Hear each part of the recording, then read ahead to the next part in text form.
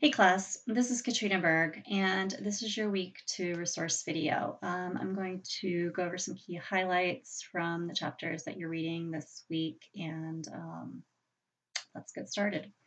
So, for chapter five, I want to make sure that we understand personality, how it's measured, how it influences organizational behavior in the workplace.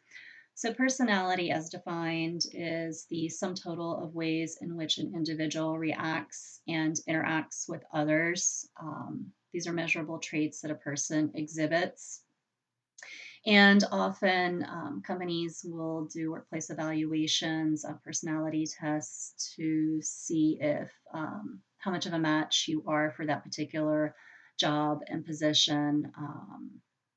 For example, if you were an extrovert, but you are working in an accounting department, would that be the best fit potentially, as you'll be working a lot with numbers independently versus being able to go out and speak with others? So, again, just a very broad stroke consideration, looking at how you're going to react to certain situations and workplace events.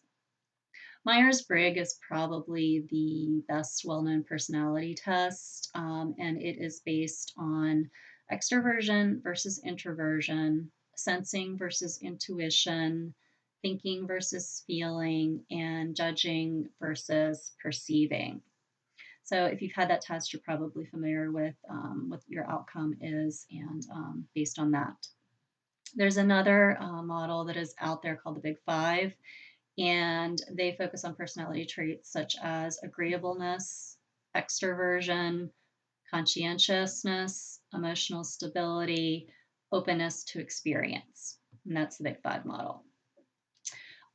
There's a theory that is called situation strength theory, and that indicates the way personality translates into behavior depending upon the strength of the situation. There are four elements that impact that include clarity, consistency, constraints, and consequences.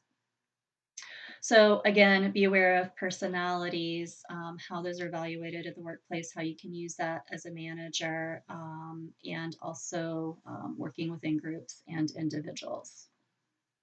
Let's talk about values now. So, values are something that we hold dear. We can also prioritize our values based on our value system, those that mean the most to us and we have the most intense strengths about. These are convictions for us. And finally, let's move on to chapter six, where we're going to talk about perception and decision making. So, perceptions. This is the process by which individuals organize and interpret sensory impressions in order to give meaning to their environment. Perceptions are something that we do intuitively sometimes. Our brain may not even consciously recognize that we're doing it. So there can be errors and biases in that. Shortcuts that sometimes are used in making judgments about others include selective perception, halo effect, contrast effect, and stereotyping. So, again, be aware of what you're doing subconsciously as well as consciously. We do make judgments about others. Ethics. This should be an underlying theme throughout the course, how ethics impact organizational behavior, group decisions, and our own decisions.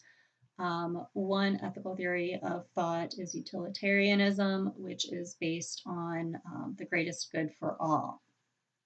Behavioral ethics is another emerging trend in today that is happening and looking at analyzing how people actually believe.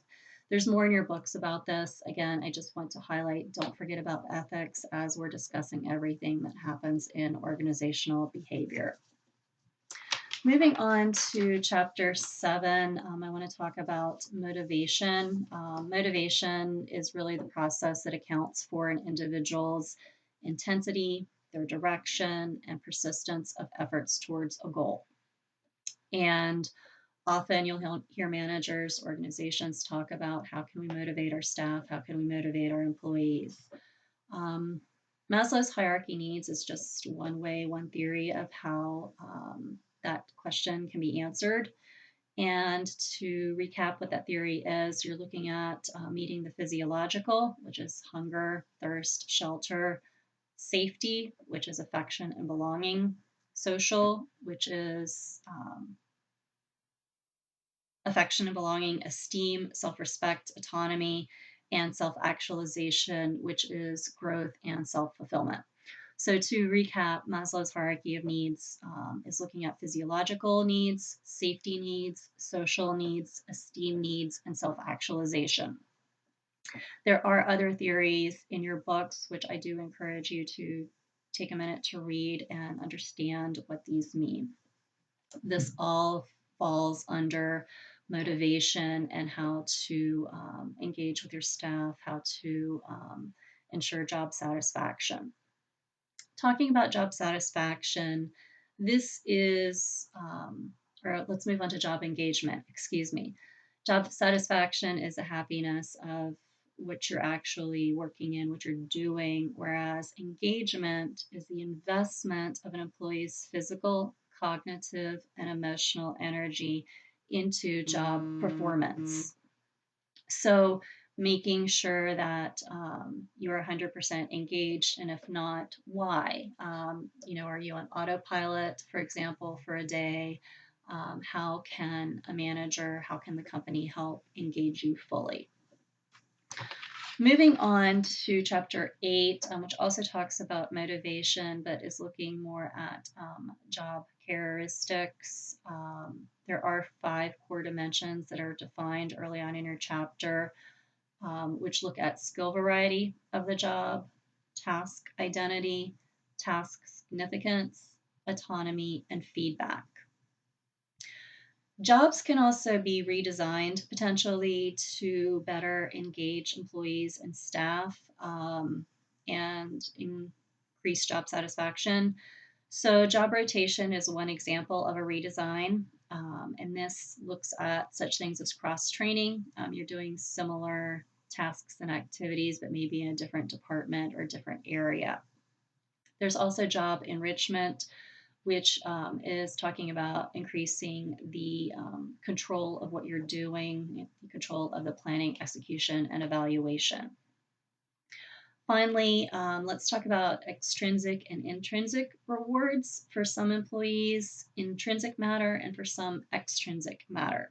So, intrinsic is recognition, it's saying job well done, it is getting maybe a plaque on the wall or your name on a plaque.